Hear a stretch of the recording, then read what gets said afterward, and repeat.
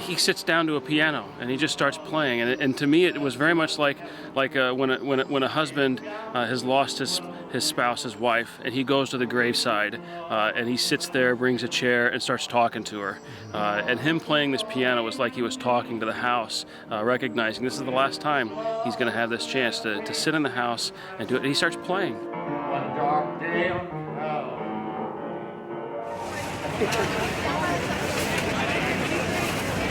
We're out here just trying to help and do what we can to prepare for the water that is now currently rising.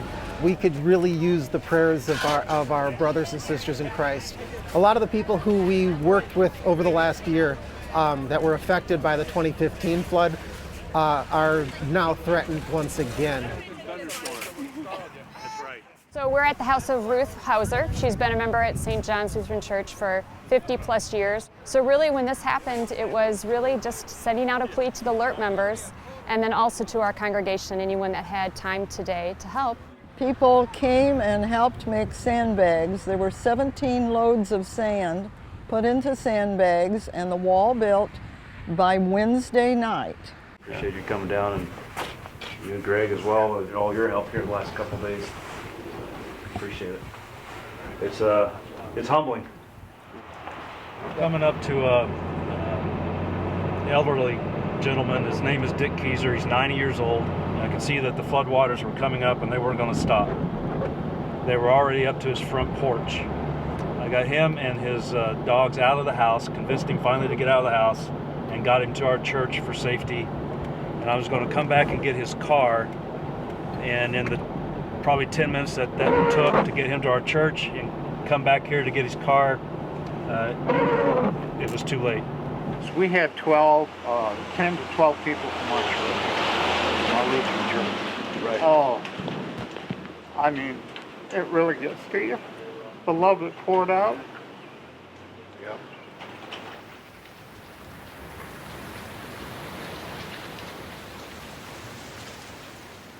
We just redid all the flooring and we had to start all over from square one, and it's just hard to do. We got a 4-year-old, my parents, and a whole life right there. You just lose your whole life to a river.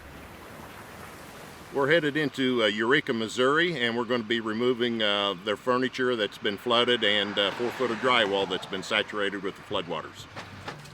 I lost all my clothes. There's mold on the walls. It got really bad in there. The shower's destroyed. The sink dropped down to the floor. I'm just really appreciative to have you guys here. We're working on this trailer, taking out a lot of insulation that got wet and it'll probably mold.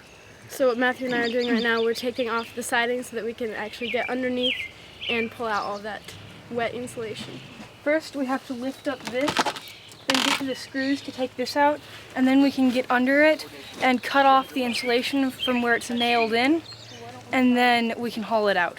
We wanted to share that love and that hope that we have in Christ with people here in time of need. I think it's very important for the youth in our congregation too to understand that in our faith, certainly we receive. That's the heart of our worship on Sundays, receiving God's gifts, but we don't receive in order to keep it to ourselves. We receive so that God can work through us to bring hope to his people elsewhere as well.